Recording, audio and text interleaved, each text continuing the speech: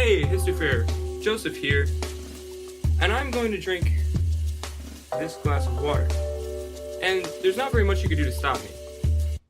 In fact, you have a better chance of reversing the flow of a river than of stopping me. In fact, you could say you have zero chance. Or do you? If your name is Isham Randolph, you would definitely have something to say in the matter of me drinking this beautiful glass of water. Because he himself has reversed the flow of a river. Which river? The Chicago River. The same river that flows out of the same lake that I get my drinking water from. Reversing the flow of a river might not be the most exciting thing in history, and I'll give you that. However, I'm not here today to talk about that. I'm here to talk about the consequences of the reversal, and they were actually quite monumental, leading to the destruction of ecosystems, our economy, and even wars.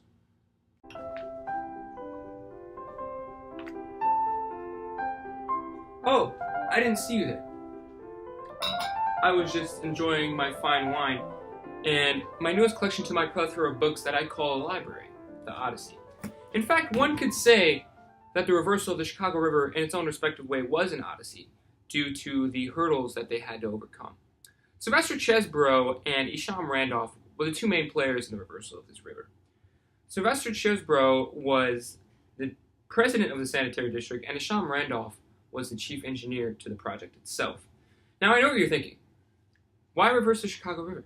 What does it do us? How about you explain to us, VoiceOver Pete? Attention all students.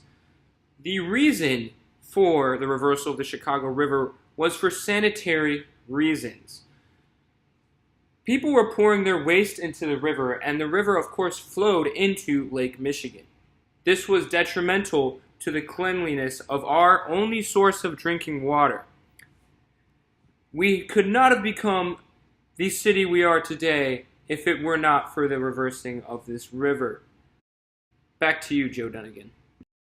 Thank you, VoiceOver Pete. Your grave wisdom was very needed and accepted and loved. And a little known fact also is that Sylvester Chesbrough's both his parents died to a cholera outbreak due to the unsanitary ways of Chicago. And the way that they reversed the river was a dam, and they had a little waterway to the side that would pour water in that would end up reversing the river. And on the last dam to be brought down to finalize the reversing of the river, Sylvester Chesbrough shouted out a howling, "Let her go!" And due to this brilliant act and of reversing this river, not only did he save Chicago, but he also saved millions of future people from other unsanitary outbreaks. Ah, yes, my favorite book, Dark Territory, The Cyber Secret History of Cyber War. Now, of course, at this time, there were no cyber wars. There were only regular wars. And there were two very big ones going on at the time, World War I and World War II. World War II was the one that was going on during the various telegrams that were being sent between Canada, England, and Washington, D.C., and Chicago Sanitary District. The reason these telegrams were being sent were actually because Canada was very angry with us. Our capital was very angry with us, and England was very angry at us. So much so that the General of Canada was actually involved in these telegrams. Inciting war is what America could have been doing here. However, luckily, there was a bigger war going on for England, so England would not be able to validate this war or say, okay, Canada, you may go to war, as they were their protectorate. But they had to fight the Nazis at the time. Now, the first hurdle that they had to overcome were all the hater scientists that didn't believe in Isham Randolph's perfect science. They believed that during the reversal of the Chicago River, they thought that it would actually drain the lakes. However, everything is not always how it seems, just as this wine is actually just cranberry juice. And in draining the lakes, it would ruin Canada's and America's ports that were in the lakes. They were very concerned for the economy, as this would destroy a very large part of their economy, as ports are very important. Isham Randolph said no. He believed that it would end up just having more water being flowed in from the rivers that do enter the lakes. And he was in fact right, as our Great Lakes are still here to this day. But the interesting thing is that they were sued. They were sued by the people down the Mississippi River, they were sued by people in Washington, and they were sued by Canada, and they were also sued by Canada's protectorate, King of England. And their answer to this was, we have a permit. Okay, who gave you the permit? The Sanitary District of Chicago gave us it. The Sanitary District of Chicago gave the Sanitary District of Chicago a permit to do what the Sanitary District of Chicago wants. Hey, Chicago. you're not gonna Reverse that river. are you? Not to worry. I have a permit. This just says I can do what I want. Interesting.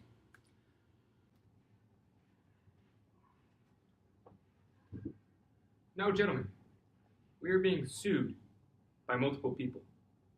What shall our course of action be to take? Oh, yeah. Okay, so I believe that our defense should be that the reversal of the flow. Oops. There we go. That the reversal of the flow of the river will affect Mississippi, yes. However, Chicago is not the main distributor of all the waste going downriver. Not only that, but also the inclusion of fresh lake water going into the river will also freshen up the river for the better. This was the exact defense that they used against the suings, and it actually worked.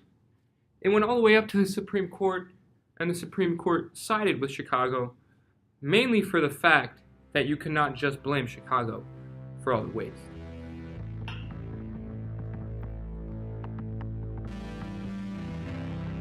So, I guess the moral of this whole story and all would be that no matter how much people tell you it's not a good idea, how much they say it won't work, if you are confident and good at what you do, and you really know that it will work, then it will work.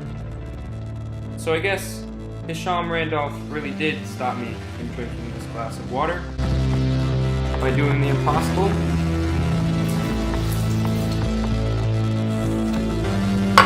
And as always,